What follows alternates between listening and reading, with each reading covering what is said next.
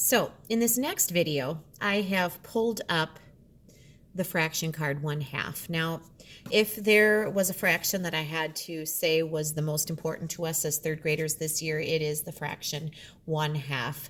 And today's lesson, the gist of it, or the biggest part, the heart of it, is figuring out how to tell if a fraction is the same as 1/2, which we've spent time talking about it, or whether it is more than half or less than half. Now, we're going to do that to talk about this a little bit just by taking some of our fraction cards and comparing. So I'm going to set 1/2 kind of off to the side a little bit, but I want you to know that is 1/2.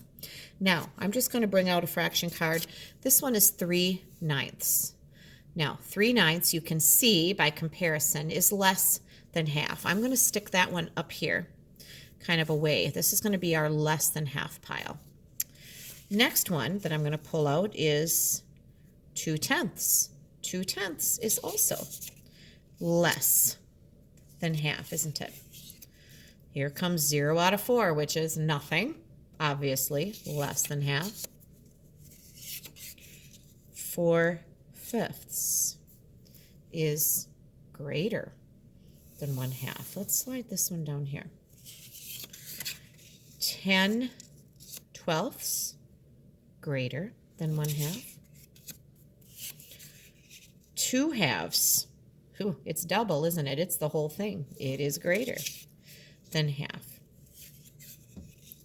2/3, 2 out of 3 parts, greater than 1/2. I didn't realize I had these sorted already. That wasn't on purpose. It happened. 4/8. Oh, look at that. That one is exactly equal. That's an equivalent fraction to 1/2. Let's slide this down here. And the last one I have is 1/4, which is less than 1/2. All right. So let's talk about this. Let's start with the fraction that is equal or the same. We've talked about this the most.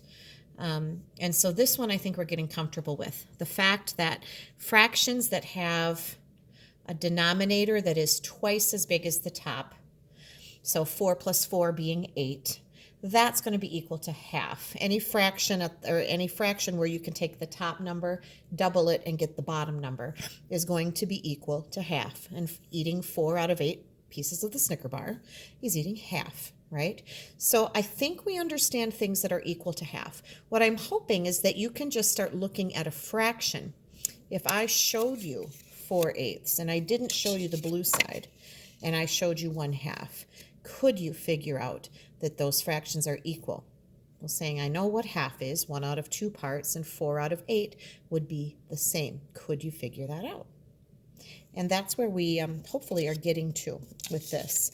Now, I'm going to put that to the side, and I'm going to pull up the stack here that was less than half. And let's just have a chat about that for a minute and see if we can maybe figure out how we could tell that without needing to hold a fraction card side by side.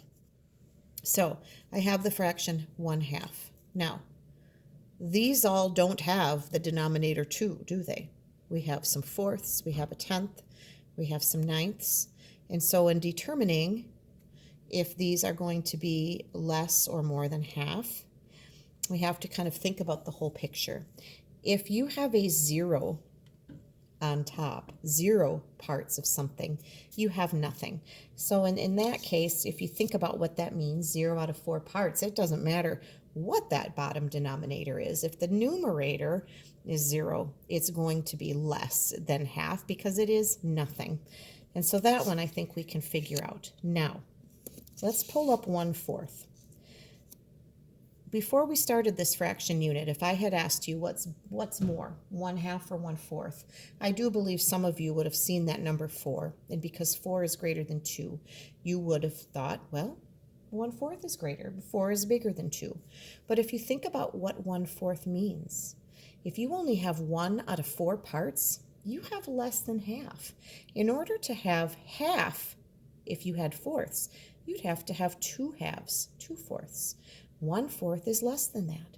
So that numerator is less than half of that denominator. It's going to be less than half. Let's pull up 3/9. Now 9 is an odd number. You can't divide it evenly in half, right? It would be 4.5. Well, that doesn't make sense in an even fraction number, but 3/9. Well, I know that 3/9 is less than half. If there was a plate of 9 cookies and you got 3, you'd know that you didn't get half of the cookies. You would have gotten less than half. So just thinking about that number without looking, 3/9 is less than half. And the same could be said for 2/10. If there are 10 cookies on a plate, and that's the whole plate of cookies, and I offer you 2, well, you know that I didn't give you very many of those cookies compared to what I had. If I had given you 5 out of 10 cookies, I would have given you half, but 2 out of 10 is less than half. So we should be getting to the point where we can look at that and say, that is less than half. That is less than half. All right, now looking at the fractions that we decided were more than half. Now, again, if you have 2 out of 3, there are 3 cookies on the plate. Why do I always talk about food, right? This quarantine has been awful for eating, let me tell you. Lots of trips to the kitchen out of boredom, I think. 2 out of 3. 3 cookies on the plate, you get 2. That leaves me only 1. You got more than half. And you can see that in this picture. 2 out of 3 is more than half. If you get 2 out of 2, obviously you got more than half because you got everything, right? 10 out of 12, 12 donuts. 12 donuts in the box, and you got 10 of them? You got way more than half.